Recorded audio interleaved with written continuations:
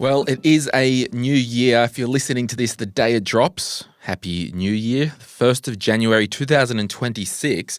Hey, it's that time of the year where we reflect. We don't know whether it's Wednesday, Thursday, Friday. Time stands still between Christmas and the New Year. But today on the show, I'm joined by Nathan. He's a gym founder, he's a coach, and what I want to do is talk about how do we get the financial fitness stuff happening and the health and the fitness stuff happening. So this will be really encouraging for everyone listening. Nathan, what do you think the biggest myth is when it comes to people trying to get their health, their fitness back on track? Yeah, of course, Glenn. It's really consistent, and the one thing is it's a silver bullet. Everyone's looking for this one trick, this one hack, or this one thing that's going to turn their health around, when realistically they have to work on themselves, their relationship with exercise and food, and have a knowledge base to make sure that they can adapt these things to suit their lifestyle instead of having another false start in the new year. Because, look, I don't know, I kind of get over the New Year's resolutions where it's like, no, I want to just be good all the time, and why do I need an arbitrary date? However, I think it does help in a lot of people's lives, and, you know, me included, as much as I hate it sometimes. It's like, all right, I can start now for this year and try and make some progress with my money or with my health and fitness, because I think they just so overlap. 100%, I agree. Like there's a continuous overlap, and I think you'd know as well, there's this search for the next thing, and this new year, I think it allows people to put some old habits behind and then introduce some new ones. I think it's just navigating how to do that is where people get stuck. Yeah. I think what we both need to help the listeners with today is just to make sure that it isn't another false start, because we need to make sure that they can build belief with their wealth and their health that they can do it and actually have a plan that seems to suit them, their lifestyle and their goals, so they don't have another reset next January. Yeah, so we'll be talking about the body, the fitness and all that stuff, and you'll certainly be the expert on that side of the table with that. And I'll draw in some money parallels, because there is just so many parallels when it comes to our financial fitness and our physical fitness. My name is Glen James, and you are listening to Money, Money, Money. Before we get into it, this show is general advice only, and I've got a license to provide that advice. Full details can be found in the show notes. I'm a former financial advisor. Now I do the Money, Money, Money podcast. If you're a regular here, we call it M3, and we do a podcast called Retire Right. I've got a book, The Quick Start Guide to Investing, is available wherever good books are sold. There's a link in the show notes if you want to turn up your investing to 11, or if you're just getting started. Let's get into it. Thank you so much for being here today. Rightio, Nathan, just to give everyone a bit of colour about who you are, what do you do of a day? I mentioned you're a gym founder and a coach. Talk to us about your corner of the world before we move on. Yes, the gym does take up a big part of that, and I'm also a father and a husband and managing that juggle as well. But I've had New Strength, which is essentially a service-based facility where we help people look, move and feel their best, and we use exercise and strength training as a vehicle to do so. Yeah. But really the emphasis there is using it as a tool and using it as a vehicle to help improve the person so they can show up to the rest of their life as the strongest version of themselves. And then we just try and make sure that we can meet people where they're at and actually put plans in place that make sense for them and navigate the noise of the fitness industry. And that's the first parallel. There is so much noise out there in the money world. And yeah, guilty as charged, we all form part of this noise. But I've resolved in my own money show here and all the stuff that we do online and the books, I never want to do clickbaity, easy win content. To this day, I've never done, 2026, this is now our 9th year of doing the podcast. I've never once done an episode, what are the top 5 bank accounts in Australia this month? Yeah. Because, sure, we'll take the highest interest rate, but that's not your problem. There's a lot of other stuff. So I'll be boring on purpose. I'll have a bit of fun, but I really try not to do that type of clickbaity stuff. And that's why there's lots of people that want to come on this show and talk about their products and services, and I just have to have a bit of a high bar with all guests. So I know that we are in safe hands with you. It's very, very, very nice of you to say, and no pressure at all. But I completely agree, Glenn. Like, it's easy for I think people in the industry to get in that trap where they see other people trying to dangle the carrot or have the shiny object, but realistically it just facilitates more problems. And it's people not having a base understanding, then they can make actions off in the future and have, I guess, their own financial responsibility and fitness responsibility and do the work from there. Yeah. So what we might do in the comments and in the show notes, we're going to go through a heap of stuff. There will be a downloadable ebook, no cost, that people can download and have a read of the PDF that Nathan has prepared. So you can grab that. But at the end of last year, we sat down and you were helping me with a few fitness things and habits and all that, and I had some problems going on. And you talked me through this pyramid because we'll spend 5 minutes on a bit of the nutrition side. And then we'll go to maybe fitness and habits and whatnot. And I think before we press record, you said, well, what do you want listeners to have out of this episode? If you are a new listener, thanks for giving us a go. When I pick up a microphone, I want to do 3 things. I've got to do at least 2 of these 3 things. 1, provide some value. 2, some actual practical help. And 3, I want to have fun. So if we can have a bit of fun along the way with our health and fitness or with our money, it's more palatable. So I call it how it is with the money stuff. You call it how it is with the fitness stuff. But let's go to this pyramid first. Now, I'm going to draw it out here while we're talking, just so I've got it in front of me. And then we'll put on the screen as well for those watching on YouTube so they can see it. And I'm sure you might have something similar in the downloadable document. So talk to us about this pyramid. Cool. The pyramid come about, Glenn, to make sure we can actually put things in place and have a hierarchy of importance of things. When it comes to, in particular with this pyramid, it's our nutrition. And it's very similar to finance, where people want the cryptocurrency that's going to go to the moon, or they want this quick fix. And what it is trying to skip the fundamental steps. And then it acts as a bit of like a Band-Aid, like a financial Band-Aid or a fitness Band-Aid. And what we want to do is make sure we have the base of our pyramid sorted, or at least working on it, so then we can build up off a strong foundation. And that's where the pyramid come about, because I seen the industry was so noisy and there was so many things, and people would get lost, and to no fault of their own, because someone can get results through something and then speak about that with a lot of conviction but with little understanding. And that's where the noise come from. And I think that's similar to finance, where you can have someone's brother that told them to get this coin and they get it and it goes to this point, and then they can speak about it with so much conviction, and the conviction leads others to make the same choice but not always have the same outcome, or not understand how they actually got the outcome. So therefore they're not educated, informed and empowered, they're dependent. They're dependent on something that they don't have any understanding on. And then what that does through the lens of the fitness industry and nutrition, when that no longer works, people become stuck because they don't actually understand. And then with the pyramid of putting it together, this is where it's come from. And the base of the pyramid is going to be your relationship with food, your relationship with exercise, and your identity and the identity you're trying to build. And that's realistically where everything's going to stem from. So in people's mind, I want everyone out of 5, even 1 being really bad, 5 being really good, to just ask yourself, what is your current relationship with food, exercise, and yourself? Where I don't think mine's probably not a 4. You know what I mean? And it's just something I've really had to work on.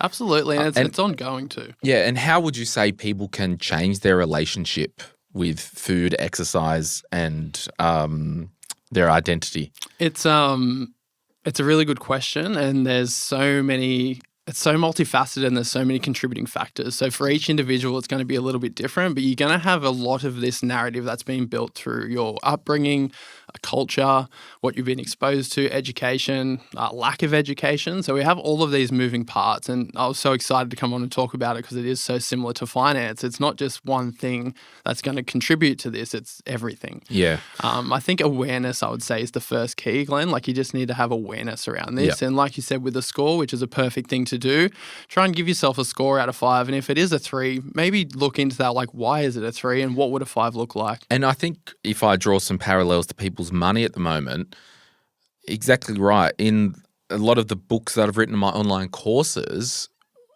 I use the parallel with food that, I want to lose weight, I'll get an exercise shake or a shake, and that can give me the results. Or as, and I know there are some medical reasons, so I won't go near this for too long, but as Donnie Trump called it, the fat jab, where you can get some external help and it could get you started.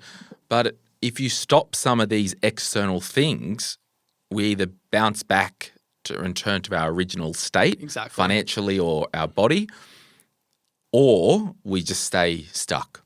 Yeah, I couldn't agree more. Yeah, absolutely. So food, the relationship's the bottom of the pyramid, and if you don't know what a pyramid is, it's the triangle with the big part at the bottom. What's next? After that, with our nutrition and our plan, it's going to be adherence. Adherence, right. So once you understand yourself a little bit better, then you can understand a plan that will suit you. And it's not saying the plan can't be adapted, but it doesn't matter. Like, there's generally 2 sides of the fitness world, Glenn. There's the scientific side where they want to use all the data and all the science, and then there's the other one where it's the opposite of that. It's just quick fixes, like you would have seen, like carnivore diets, things like that grab a lot of attention and can create a result.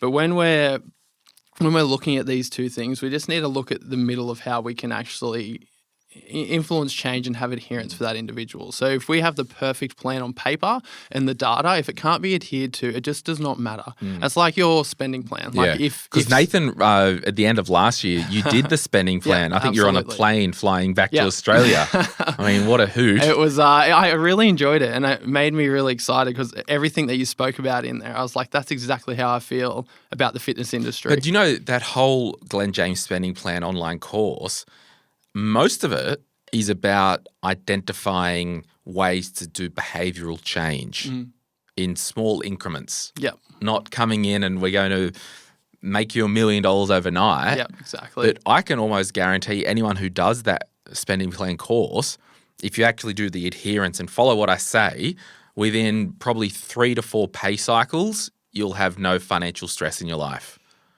Yeah. That's exactly right. It's been that long for me, and you're spot on. It's made everything so much clearer, and then also it's just the continuous data that comes back in. Like, you're constantly looking at it, you can understand it, and then what you can do, because you have a base understanding now with me with the spending plan, I can manage it. And make appropriate decisions. Yeah, awesome. Okay, so adherence. So it's all well and good to do all the stuff, but if you're actually not doing it, and that's it. If your money's up to shat, and you're like, oh, no, what would Glenn know? He doesn't do credit card churning and points and all that. I'm like, hey, if you're in debt and struggling to live week to week, I'll go out on a limb to say your system probably sucks. Try mine, nothing to lose. And this is quite offensive to say. Your system might suck. Try something else. Yeah, exactly. If my system doesn't work, go back to your own. Or adapt that. We can't keep doing the same thing and hoping for a different outcome. That's exactly right. And there needs to be this, this ownership of, like, if we're not getting the outcomes that we want, we need to have ownership around, okay, it is to do with my actions. Yes, that's influenced by all these contributing factors, but at the end of the day, you need to take action and move forward. Yeah. Okay, what's after adherence? Adherence with nutrition, it comes to calories.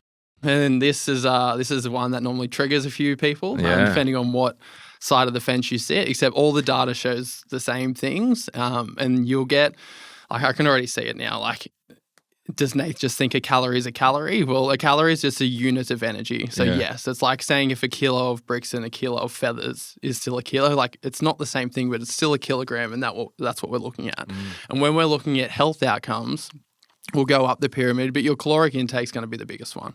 So it's about having, and everyone's going to be different on what they need, and the download you guys will have access to will give you the numbers, and it will go into the science. And if you want to dig deep on this, you can find that in the show notes and you can go deeper. But for now, no matter who you are and what you're doing, your caloric intake is going to dictate your body weight essentially. And as we are moving up the pyramid, obviously it's getting smaller.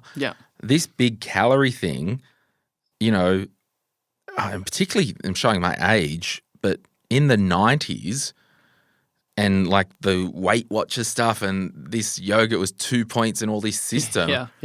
I mean, if you didn't get the actual fundamental stuff about the relationship and actually adhering to a system, you can see why it's not the first port of call that we need to take. Exactly. There's context to it, and you would like if we look at the other end of the spectrum, like you'd have people that have a really bad relationship with money and may have gambling issues or something like that. Then you have people that have quite a poor relationship with food through multiple different reasons, but it puts it into context. Like calories are important, yes, but are they the focal point for everyone at this point in their journey? Sometimes no. And I think it's important to shout out when we do make broad statements, like when I said before, oh, your system sucks and all that, I need to carve out, and I'm sure you'll do the same, carve out things that have happened in our life that are beyond our control. So it could be a health reason why someone can't shake something at the moment, or with the money you may have been in had a car crash and you forgot to pay the insurance and you now got a $20,000 credit card because of the fence that you ran into. So we do have grace for that. And again, I'm making entertainment, so I'll be provocative. Exactly. And there's still things within people's control. Like it's definitely not the same starting line, Glenn, and I understand that when people come to us at New Strength, it's not assuming everyone's at this same starting point. We need to understand the individual with enough depth to put things in place to see their value. For sure. Okay, what's next after calories? It's going to be macronutrients. Okay, so what are macronutrients? So in an easy way to describe these things is they're generally all the things that get demonized at one point or another, but they're our nutrients that contain calories. So we have protein, carbohydrates, and fats. Our alcohol and our fiber also contains calories, but we're not going to talk about them today. We'll just stick with the main three. So our protein, carbohydrates, and fats. So they're our main macronutrients, and most of the time they're going to make up the portion of your caloric intake. So if someone says to you, Glenn, I've been eating 2,000 calories a day, most of the time it's going to be predominantly made up of those three things. And then with those three things, it's the same like the noisy industry. Like I'm sure you've heard like carbs are terrible, don't have them, or do a low fat diet, or protein is going to destroy your kidneys, don't have that. It's just hard because what it does, and you know this and exactly how you started the show before, it just grabs attention. And with this day and age in social media and people trying to get the attention in the first point something of a second, if they can make something a statement that causes friction or curiosity or something that opens a loop, then what is going to happen there is it'll get more attention, so it'll spread. And that's why it's so tricky with nutrition, because generally what's trending through social media isn't educational. It's what's causing the most friction in the viewers. So it's people standing for and against, but they both come into the comment section and argue, and then it just feeds and feeds and feeds. And generally people without an understanding get it placed in front of them, and then they take it at face value without that understanding. Yeah, right. Okay, what's after macronutrients? You guessed it. Micronutrients. That's impressive. You retained it from those months ago. Micronutrients. So this is our vitamins, minerals. So this is, you can think of this like the quality of the food you're eating. And when people talk about calories, or from my industry, then normally people assume if you're very fixed on calories and you don't value the quality of food, and it couldn't be any further from the truth. Like we need to make sure there's an easy way to look at it. Like calories are going to determine your weight, and then your macronutrients are going to determine generally your body composition. So how much muscle, how much fat, those things from there. And then micronutrients are going to determine how you feel. Like, so you could be at a good body composition, like in quotations good, but if you're not feeling good on an everyday basis because you're deficient in fiber or micronutrients and vitamins and minerals, then you're not going to be that happy. So we need to make sure that we're still taking these things into an account and then getting our fruits and our vegetables and eating a colourful plate 80% of the time. Yeah, okay. And what's at the top of the pyramid? So we had micronutrients and then supplements. Supplements. We at the top. So do we all need supplements, or is that kind of that thing where it's like, man, some of these pharmacies you go into and there's 15 aisles of supplements. It's crazy, right? Most of the time, with a decent diet, you don't need any of that stuff. No, there's no. I'll tell you something funny as well, and my yes, listeners, because I actually turned down, I think, vitamin and supplement ads for this podcast. Well done. Yeah, because I'm like, I don't know, I'd leave so much money on the table because, I don't know, I'm just like, nah. Yeah, I don't want to. It's admirable though. I just don't want to advertise some multivitamin where there's really not much data there, and if you eat half healthy, exactly. I mean, anyway. Yeah, and even the industry is not regulated well anyway. At the end of the day, so what it says on the back versus what's like the amounts in there, that can be argued as well. But beyond the point, without getting too much depth, do you need supplements? No, unless you have a deficiency. Except you can see your GP and you can have bloods and they'll say... Yeah, so I had a blood test once, and this happens every year. My D is quite low in June. Yeah. So I'll just go and grab a box of vitamin Ds, and that's fine. But in the ordinary course of business, I don't know. Stick with that, Glenn. Listen to the health professionals, and then if you do have a deficit somewhere, then it's totally fine to try and plug that with a supplement. Exactly. And then outside of that, it's probably convenience. Yeah. And when looking at the everyday person that's just trying to look, move, and feel better so they can live their life on their terms for as long as possible. And for them, we will look at things at convenience, but they don't need to try and optimize their performance with a 0.1% thing that is a supplement when realistically the base of the pyramid is flawed. So if we work our way up to this, there's a few things that have a really decent amount of actual data and scientific backing. First one is going to be creatine. And I'll let the listeners do some research for themselves, but there's really interesting stuff coming out for that, both men, women, at any age. So I would encourage people just to have a look at that. Do you have to take it? No, you do not have to, but there's a choice there, and it's probably the most researched supplement underneath caffeine at the moment. So a lot of data there. Other one to take on that, caffeine, which we all love a cup of coffee, and then sometimes that can be helpful. But I think when people are thinking about supplements, they're thinking about walking through, say, a chemist or something like that and looking at all those things. But creatine, caffeine, and then for someone that's struggling, we'll touch on this as well, to get their protein intake in, you can look at having a protein shake. Yeah. And I would even argue that it's a food source, not necessarily a supplement, but it depends on who you talk to with that, except it just makes it convenient. Yeah. And it's the convenience that helps to hit the target in our base, our calories and our macros, and then that's how it feeds that. But a protein shake itself isn't special. And I think a lot of people might be like, Glenn, this is a money podcast. Why are you talking about this crap? I'm like, well, is this like a PSA, right? I have there was 100%. I had a really interesting thing said to me not too long ago. And it said, Nath, you can have 100 problems in the world until you have a health problem, and then you have one problem. Yeah. And I think for the listeners, and I love your podcast, Glenn. I really do enjoy it, and I try and put all these things in place, and I want to understand more about my finances and my financial health.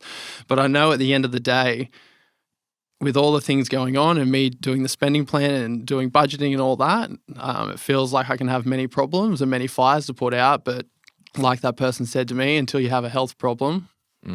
And I think that really puts it into perspective. Whilst your listeners, I'm sure, have many things that they want to do and achieve, essentially you got to look at the vehicle you're taking through this life is your body and your physical and mental health. Yeah, my whole shtick, it's the best thing you can do in your life when it comes to money is make sure you're happy in a career that has a runway for you to flourish in financially, and that you don't hate your job. And if you're listening now, it's January and you're on holidays and you hate your job, let's put a plan in place to try and make a change, whether that's a job change or a career change. We did write a book, Sort Your Career Out and Make More Money. It's changed so many people's lives, but we will move on from that. And the only reason I thought I wanted to do this episode, about 2/3, around 66, 67% of Australian adults are overweight or obese. Yeah. So there's going to be a heap of people listening to this that are like me that need some encouragement. And it's like, all right, I need to change one thing. Mm-hmm. But my kind of advice, download the ebook.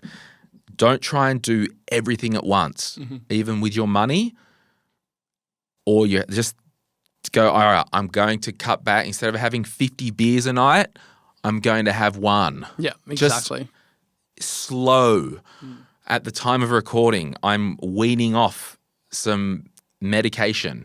It's a 44-day wean. Yeah. My body needs to adjust. Absolutely. So when it comes to our money, I just want to share with people, if you're a new listener, I kind of based my pyramid, on the Maslow's hierarchy of needs, right?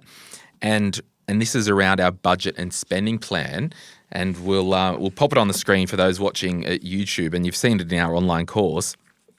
So when it comes to our budget, at the very bottom, we want to put in the baseline stuff. So food, shelter, utilities, transport, clothing. Stuff that whether you've got $1 million or nothing, you need food, shelter, utilities, transport, and clothing. Like pretty basic. Absolutely. Hence why it's, baseline. The next slat along is basic comforts. So, and this is where it gets subjective. I come under fire when I talk about this stuff sometimes. So some basic comforts could be a gym membership. Mm-hmm. It could be pets. Some people are like, my pet is a baseline need. I'm like, that's fine. You do whatever you want. Yeah. If something isn't a baseline thing, and I'll go on. The next one is luxuries. So it could be a private trainer. It could be dinners out. It could be name brand clothes, all the luxuries. Then we go up to premium luxuries, and it could be motorboats, luxury cars, holiday home, anything that's premium luxury. And then the top of my pyramid, I've literally just put whatever. Yeah. Because it actually doesn't matter. Completely subjective. So, and this came about, I was sitting down with clients years ago, and their kids were in private school, and I considered that to be a luxury because you can actually send your kids to school and not pay for it. Again, come at me in the comments, also do what you want, but I'll use it as an example. Their energy bill was they couldn't afford the power bill. Yeah, right. And what it was, the problem, and a lot of us get into this, and this is why it's a good time of year to do a full financial audit of your life. A lot of us get into the problem where over time we go along, we collect all these bad habits, either shoving shat in our mouth and eating it, not exercising, all that, or with money, we collect subscriptions, we collect all this stuff. We're going to dinners out twice a week. We're got the kids in private school. We've got Hermes handbags or whatever you pronounce it as. The problem where people go wrong is they get confused and they put luxuries, premium luxuries, and everything else into their budget, thinking they're a baseline or a basic comfort or a need. Absolutely. And they are, my friend, they are wants. Mm-hmm. And it gets, I think it gets really grey really quickly for people too. And just as human beings, like it's really easy to fall out of positive habits and into negative ones as well. Yeah. And then it's really, like I talk about it with our clients quite often. It's like you need to be careful with what you're negotiating on an ongoing basis because before you know it, you'll no longer negotiate it and it'll be a habit. So whether that's financial spending or with our nutrition and exercise habits, like people would know this and I'm sure the listeners would know. They'll go, oh, I won't worry about that today. I'll fit it in on Tuesday afternoon instead. Tuesday afternoon comes along and they go, you know what, I've had this meeting pop up. I'll just get back to it next week. And then Sound like me. 3 weeks, I've heard it all before. Describing 3 weeks me, goes everyone. out. It's because we do want to be adaptable and be flexible, I'm sure, with our spending, but it does require also some kind of rigidity and responsibility. And fitness and health and exercise and nutrition is so similar to that, Glenn. It's like there's some things that we need to not really negotiate or at least have a standard with. And we need to be honest with ourselves about what standard we're holding and why and what it means to us. And then we can actually build from that. And I think that's what sets our core habits and what we're willing to or not willing to negotiate. Then we can build on that. But it's so similar where people just start to, with the spending and the wants versus the necessities, it gets really blurry and really grey really quickly. So I think for the listeners, you need to be aware. You need to be aware of what habits you're trying to introduce and what habits you're trying to limit or at least put into a container that you can have at special occasions. And the more awareness you have, and then it comes back to just holding yourself to that standard. So if you are out there and you've got a bit slack with your money over the last year, few months, you had a bit of a blowout, a lot of you still have the book Sort Your Money Out, which was my first book. What I've just talked about is on page 116. Maybe pick it up and just go, how can I change one or two things? And I'll just add, we need to, this episode, we're not talking groundbreaking rocket surgery. No. But the power is people have clicked this, they're half an hour in, it's literal encouragement to what is something in your life that you are not comfortable with, that you are not happy with, that you need to change. Well, my friends, today's the day where you make that change. Absolutely. And a simple practical tip, and I do this with my food, not well, but with my money, actually also not well.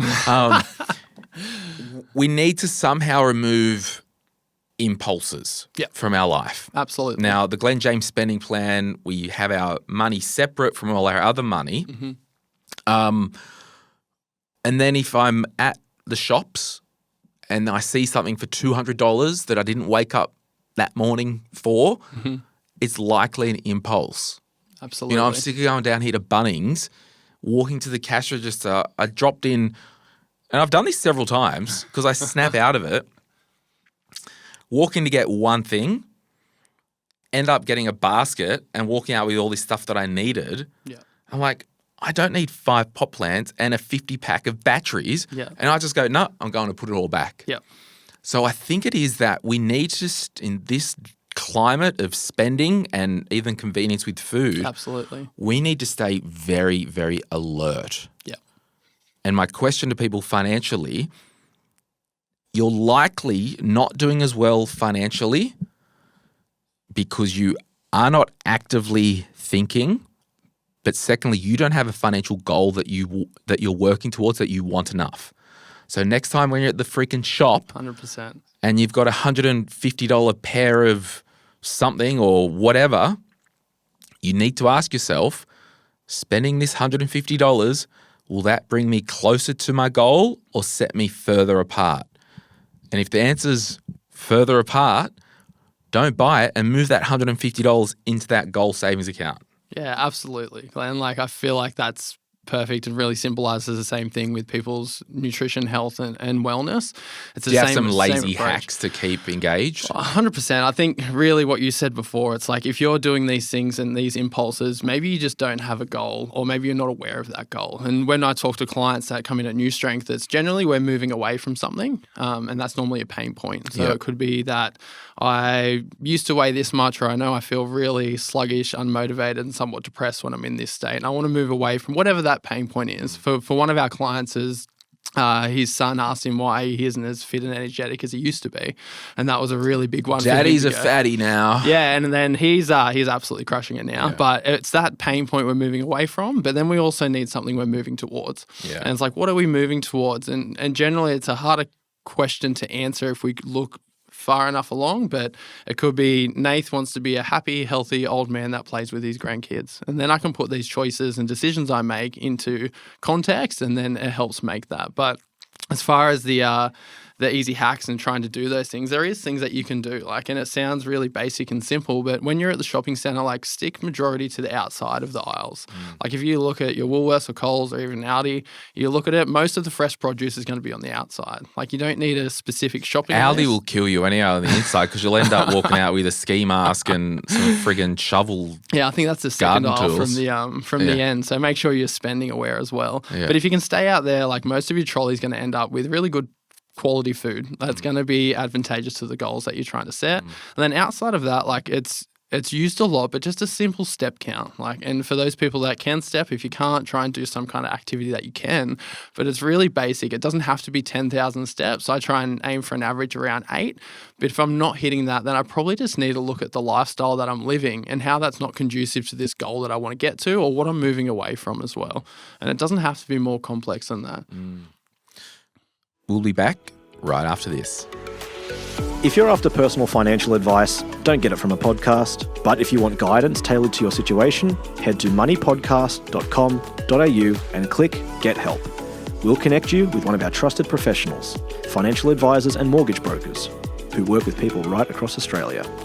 No matter where you are, they can help. Now, before we get back to the show, a quick reminder to protect your financial life.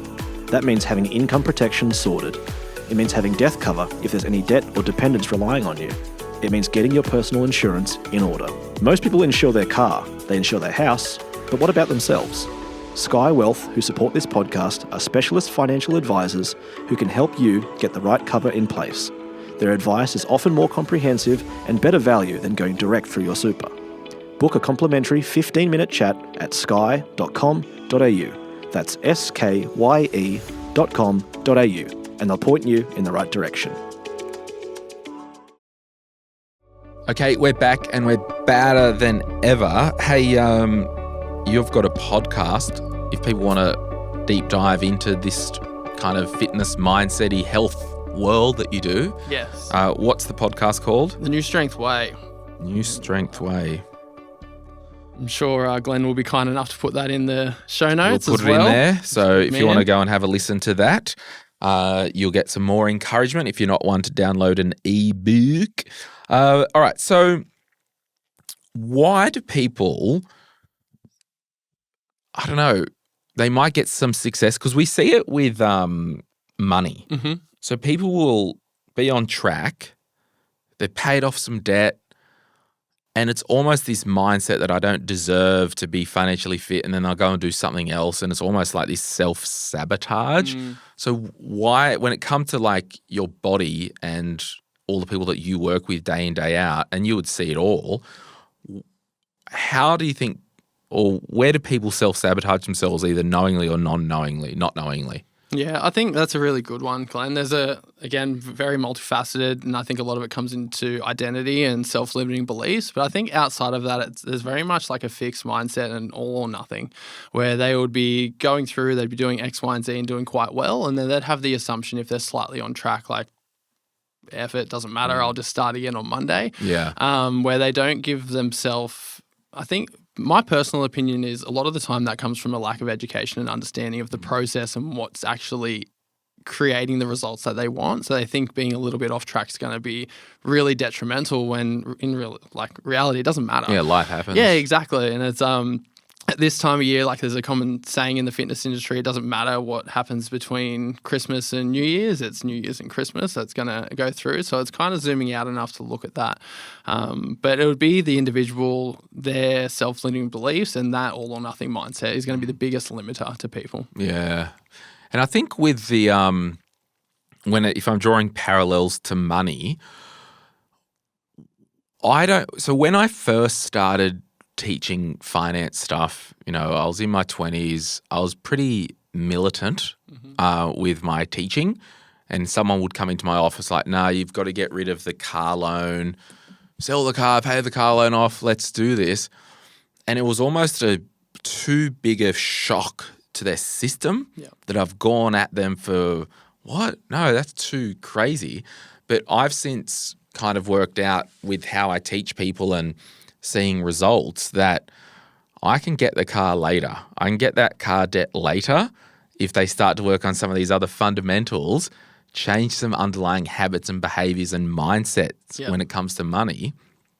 And next time the car thing comes around, they might not spend as much. They might just buy a $10,000 run around with cash. Yep. They might get a 4-year loan and put 20% down, not a 7-year or a 9-year loan. Yeah. So I think it's not all or nothing. We need to do the low-hanging fruit that can be maintained. Absolutely. And I feel like that's where a lot of momentum gets created. Because that I know in the really fitness plugs industry. into the adherence, because you could, that adherence thing, I joked with someone the other day. Actually, the end of last year, one of the times I was at the gym, I was pretty rooted. And, That happens. some days you go in and you're like, oh, I just have it today. But in my mind, I was like, stuff this. An hour here is better than an hour on the lounge, even if I'm just doing a cruisy day. Absolutely. Absolutely. And it's just like the win's showing up. And we talk to our members about that a lot. Like realistically, the win is showing up because that builds belief. It really builds belief and breaks patterns. So we don't need to come in and hit a personal best, or you absolutely go as hard as you can in that session. Like realistically, Glenn, like as we get older and we get more responsibilities and all those things, it isn't about trying to go as hard as you can in a session. It's what does that session mean for you on that day, but also for the next day and the day after that. And a lot of the time for our members, it's just that little belief builder. It's showing the busy mum that she can do the juggle and still show up at herself, even if it's at 20%. Or it's the executive or the CEO that's actually prioritizing the calendar and not just squeezing it in. They're actually prioritizing their health so they can do what's most important to them for a long period of time. Or it's that person that's never been to the gym before and they're absolutely terrified, but they prove to themselves that they can. Like realistically, it's the active choice of that individual going into the gym and then doing that. And what you're doing there, like, don't get me wrong, it's really fun to hit a personal best or to do something you thought you couldn't one day. But realistically, the win happens when the person walks through the door at whatever capacity they have at that day, and they show up, they do what they can, and they leave knowing that they've done it. And we're all in it together. Yeah, absolutely. Like everyone's got their own drama. Yeah. And so what I would encourage people with is maybe to pick or self-identify something that it's always like your thorn in the side, or it's, for me, and this was really crazy. Last year I was in this habit, my my Macca's app has maxed out on points. That's right, they email you. You're almost out of points. You learn something new every day, Glenn. There you go. So it was almost borderline getting the McFlurry. I honestly think it was more about the habit. Had a late night at the office or work. I'll slip down to Bennett's Green Macca's, grab a McFlurry for the road. The funny thing was, and it was really hard to fight it, but it was more the habit than actually me wanting the McFlurry. Yeah, and it becomes automatic, which is obviously with habits, they become automatic and you don't necessarily question them either, and you just find yourself doing it, and you get to a point where you're like, what am I doing and why am I doing it? I think to go back to what you said earlier on the pod, Glenn, this is a great time of year to reflect and look at these things that you're doing and go, is this serving me? And is this actually what I want to do? Or am I just doing this because I've done it in the past and I've actually not sat back, reflected and questioned that habit? So on that, when we first started working together, you said, what do you actually want? Yeah. And I'm like, I don't know. I don't want to be a fatty. I remember. Basically. Yeah. But there's more to that. So what do you want? And really try and name it. And when it goes to our money, like, what do you want this year? And let's do some examples. I want to get out of debt. Awesome.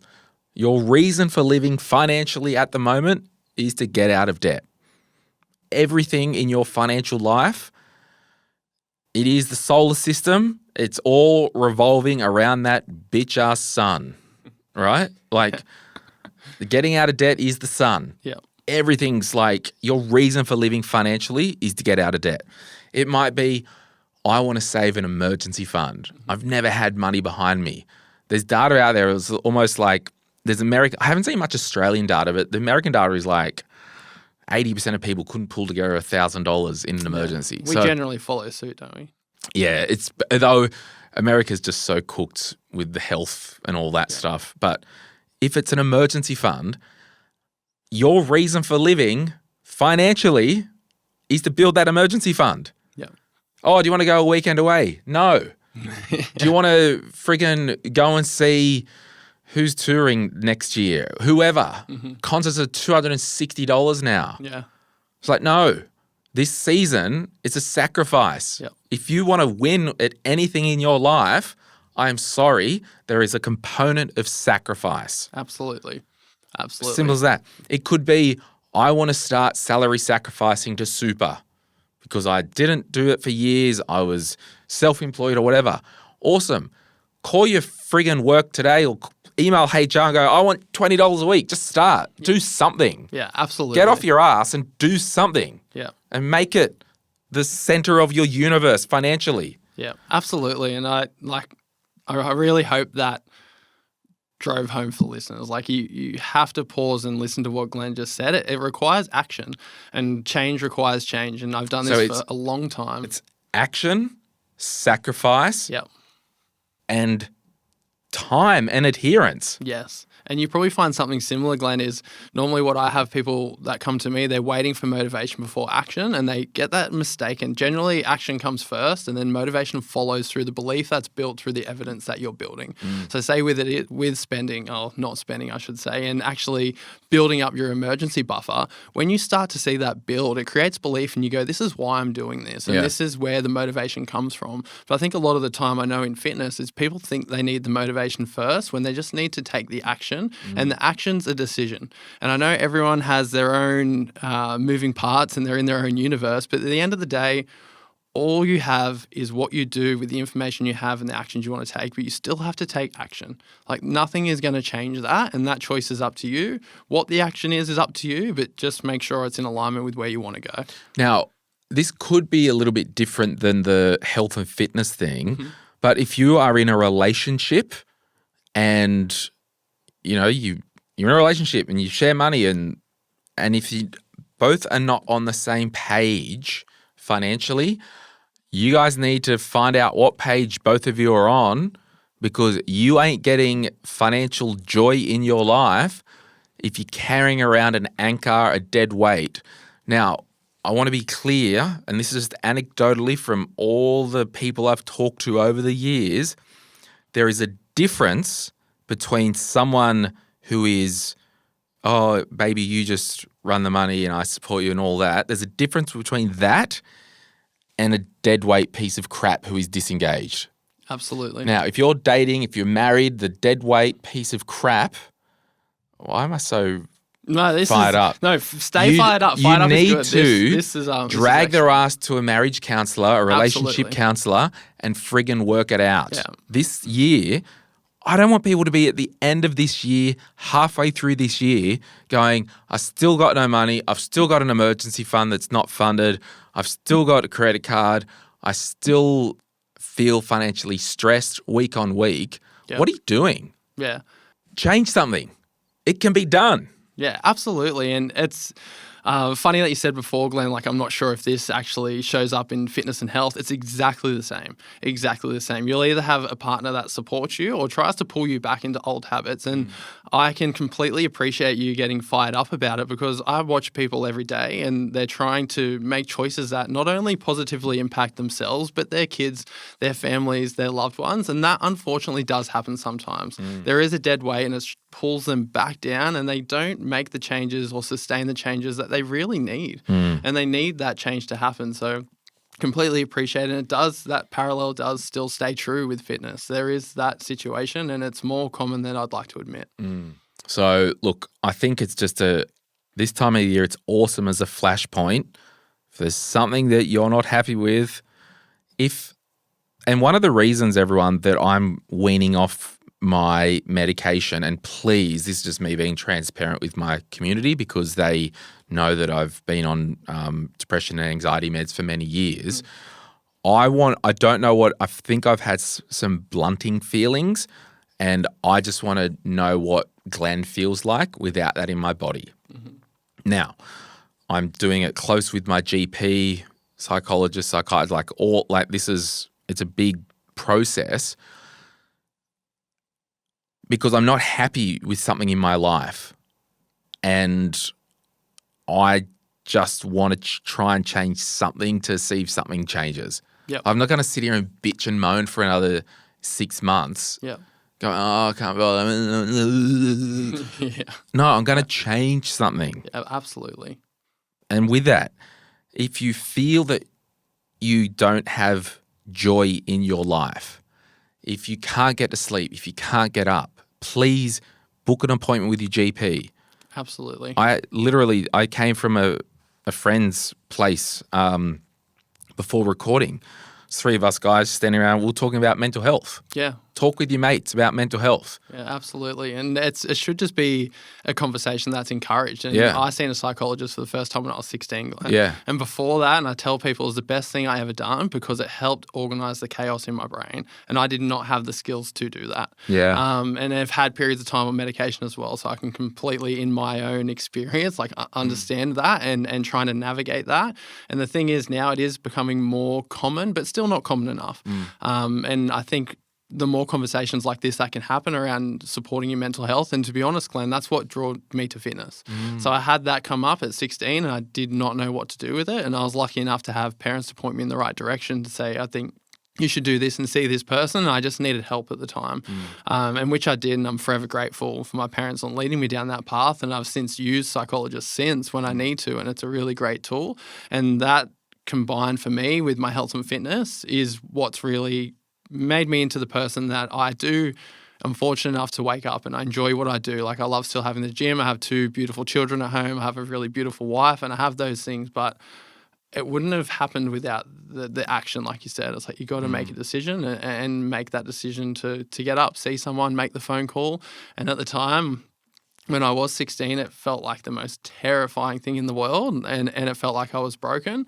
But there's in over the course of a few actions and seeing the right people, it's most certainly the best thing I've ever done. Yeah. Talk to us about underreporting. Yeah, so that's a really good one and really interesting. I think what happens in the industry, and I'm sure it's the same in finance, is people assume like, oh, I get paid about this much and I spend about this much and I don't know why I have no money left. And when I heard that come up multiple times on a podcast, nutrition's the same. And when you said that stat earlier where it was 67% of people are obese or overweight, and this is what's happening. People aren't aware or educated enough to know what their actions are doing.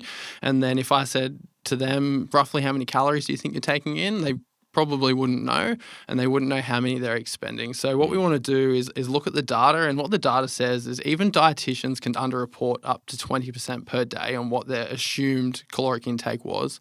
So if someone was aiming to take in 2,000 calories, that could be anywhere up to 2,400 to 2,800 in a day. And that can make a really big difference because how weight loss or weight gain works, it's not the day-to-day. That's how we measure it because as human beings, we're quite simple and that works, but it's the zoomed out month to month to month. And then what can happen here, we have 800 calories more than we assumed we were consuming, and then that's 10 days, that's 8,000, 100 days. Like you can see how quickly this changes.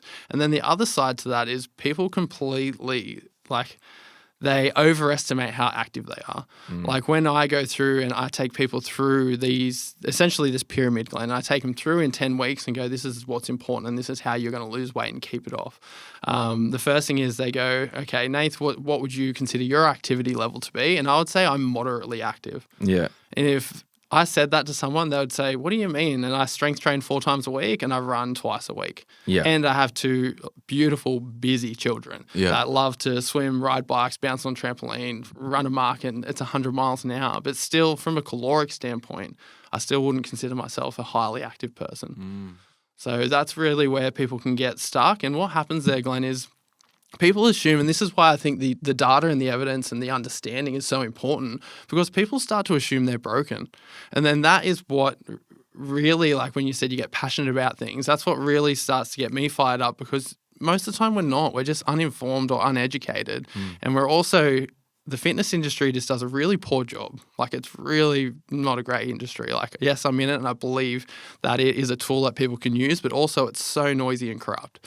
So what happens is people think they're too old, their metabolism slowed down, like it's not as easy as it used to be. Yeah, because when I met with you, I'm like, I'm 40 now, I'm cooked, Yeah. you know, wheel me out to pasture and, maybe put a bullet in me and end it, like I'm done. You just like, no, your metabolism's still fine. Yeah, absolutely. And the only time someone's metabolism is affected is if they actually have a medical condition. And it's not that hard to diagnose. And it's also just a point of being medicated. And then it'll come back up to a baseline that is suitable for the individual. But what happens is it's this narrative that gets fed down. So what happens, Glenn, is we have, and if you had a look in the booklet that's in the download, you have your basal metabolic rate. So what that is, it's the amount of energy that our body needs, essentially just to keep the lights on. So if Nath was asleep in bed doing absolutely nothing for a whole day, that's what that number would be. And then what we do is we have the Harris-Benedict equation, which is essentially our activity levels. So we times it by 1 point something depending on where you're at, and that dictates our total caloric needs for the day. And it's the best guess too. Like it could be a little bit above, below, but it doesn't matter because it comes out in averages anyway. So what happens there, as people age, they just really start to decline heavily on the activity level and the amount of muscle mass that they have. So they're not the same person they were then, but it's not so much the age. And if we look at it from an objective standpoint and we take our own emotions and our own self-limiting beliefs and identity out of it and we just look at really active people in their 70s, they're quite fit. And I understand there is some privilege to that they got to get to that point, but also they're fit, they're active. You'll see them at the surf life saving clubs or running past me on a run. Like I'll still have that happening where I'll be doing longer runs and I'm not that fast in them and I'll have someone run past that's in their 60s or 70s and they're quite fit and they're quite active. But what happens is it's this lack of understanding. So a really good example that I can give the listeners to this is I had a client, Dill, he's moved away now. Absolute legend, but he was a very tall man. He was like 6'4", but he was a bricklayer at the time. So with his energy output just through that job, his maintenance calories were around 5,000 a day, which is huge. Like that's a lot of food volume just to maintain his weight. And he was training with us 4 times a week. So okay, why would you need to train if you're a bricklayer? It's because it's not the same stimulus. Right. So when we look at training, Glenn, like different training styles are going to be a different stimulus and that'll cause a different adaptation. So a brick's a brick and yes, he'll do his workload each day. But he's not doing this with bricks all day, like exactly. moving his arms behind his head. Exactly. And what will happen there, so I'd even argue for someone like that, it's going to be more beneficial to strength train because you're only exposed to the stimulus or the ranges of motion in your craft. And for him, it was bricklaying. But that's not going to keep him mobile, healthy, also community-wise. Like I'm sure the physical activity, I don't know, I haven't been on a job site, I've done this my whole life, but I assume it's not as positive as having a group of people that are happy to be there, excited to train. Like, so it's also the emotional transaction that happens in the activity. But for instance, to come back through, like it was around 5,000 calories, but if he went to a desk job, it'd be like 3,000. So on a day-to-day basis, that's 2,000 difference. But if we look at that at a weekly basis, it's huge. Let's say 14,000. If we look at it on a monthly basis, so then what happens is Dill assumes he's young, but he really got promoted to an office job. He might be doing sales for the company or something. He slowly puts on more and more and more and more weight. But important note, he's still training at the gym 4 times a week.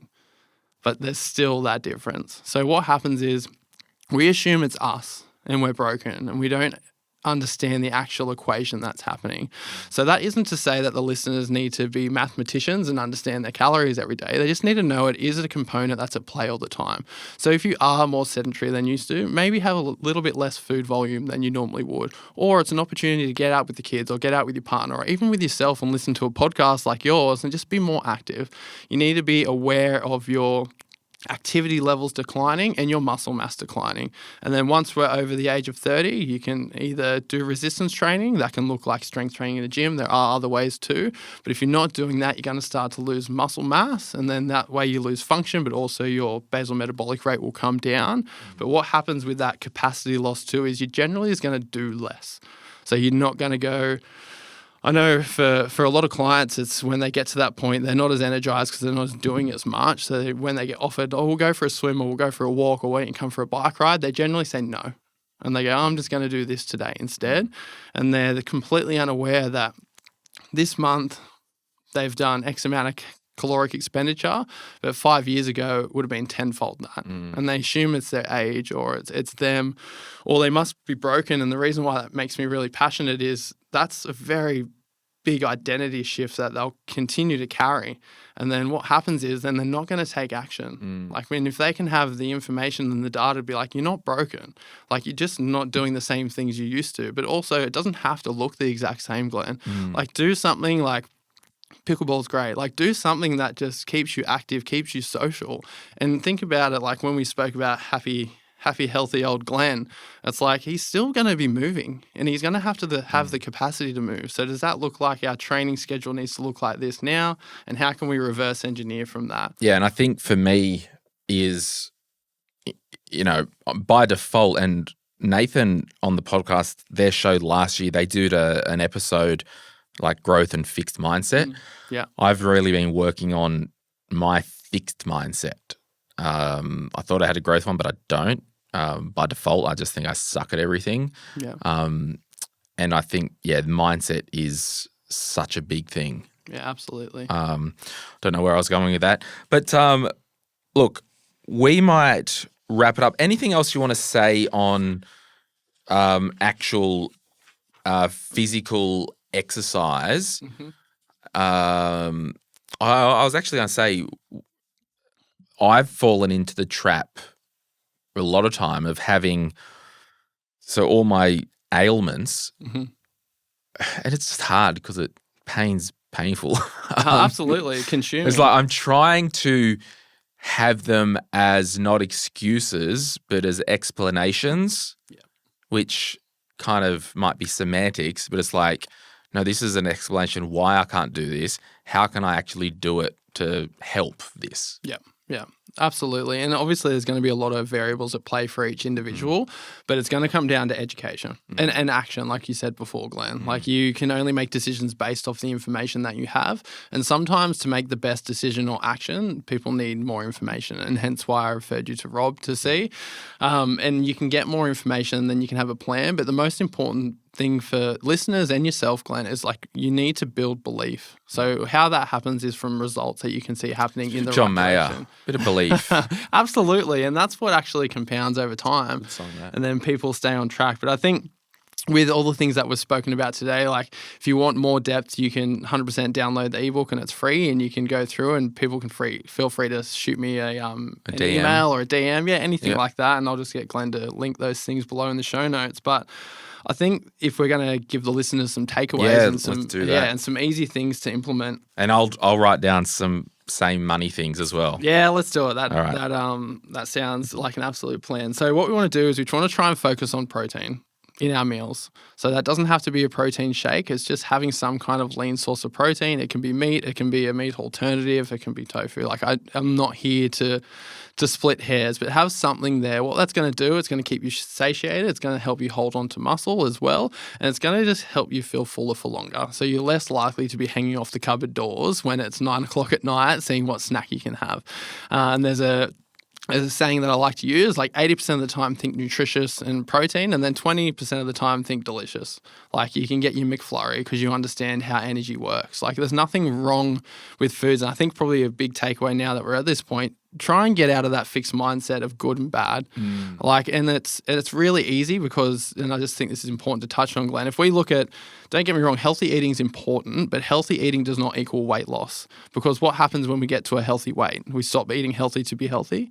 Like the logic is so flawed. So we have been taught that, like eat healthy to lose weight. But when we look at it, it's like, what happens? Do we just eventually stop and just health neutralizes and we sit at this perfect balance? But that's the same with the money. It's like there's only so much coupon discount codes you can do before there's nothing to buy or whatever. Exactly. So I think just giving the listeners a little bit of a change of perspective. Outside of that, it's really important to maintain or increase your muscle mass. And this is not a looks thing. This is a function thing. And that's going to be your insurance to how you live a long, healthy life and maintain your bone density and your structural integrity. So I don't expect people to be bodybuilders. Like you can do it however you want. Like strength training in the gym is a really easy way to have a progressive, fixed, controlled environment where we can do it safely.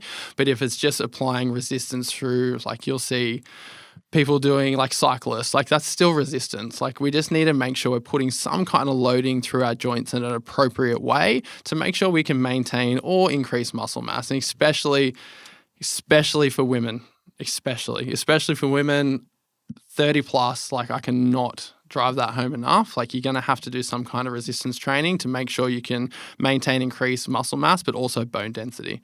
So I really want the listeners to take that on board, and it can be whatever they find fun for the adherence factor, but please do something. It's really important. And if you haven't got a bone density test, go do that too. Very, very important. And then outside of that, it'd be your steps. So you're getting your protein in, you're doing some kind of resistance training, and then it's just activity. But it doesn't have to be in this rigid sense, Glenn, that you have to do it. It has to be extreme, or it has to be 10,000. It's just be active. Just be active in whatever way suits you to be active, whether that's saying yes to the walk with the kids, or if that is going and listen to a podcast and going for a walk around the lake or wherever you are. But nothing's going to replace that. And if we look at reductions in all-cause mortality, it's like it's activity. Like you just have to remain active. So something as simple as having a step count that's relative to you. And again, like you said before, it doesn't have to be 10,000. If you're at 2,000, let's just shoot for 3. Or if you're at 3, let's try 5. And just keep it simple that you can actually do this thing and have a measure there, an objective measure that we can work towards. Wow. Lots of stuff. I've just written a couple of things down, and then I'll ask you for the sake of not adding to all this noise, I'll ask you just one thing that people should do. And we'll say each other's wheelhouse. So one thing, I want you to think about one thing people need to do financially, just from your parallels. I'll think about one thing with the food and fitness thing.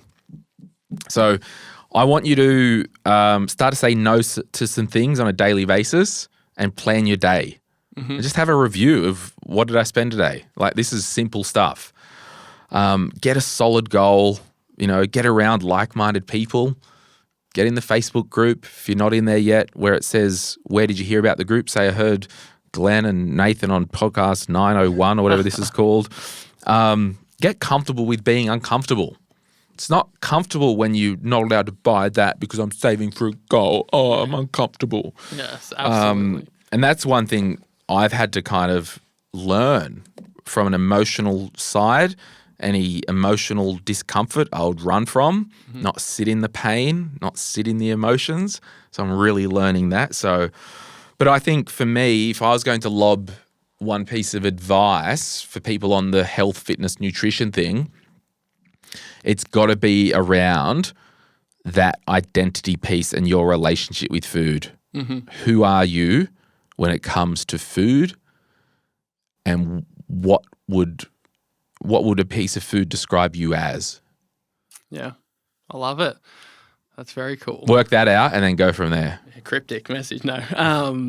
I think for me, Glenn, for the things you've said today and the parallels that we've ran, you need to really identify and be honest with yourself is what is a luxury and what's a necessity in your spending. And you really do need to have clear boundaries around that. And if you don't, you're going to be stuck in this constant infinity loop that you don't want to be in.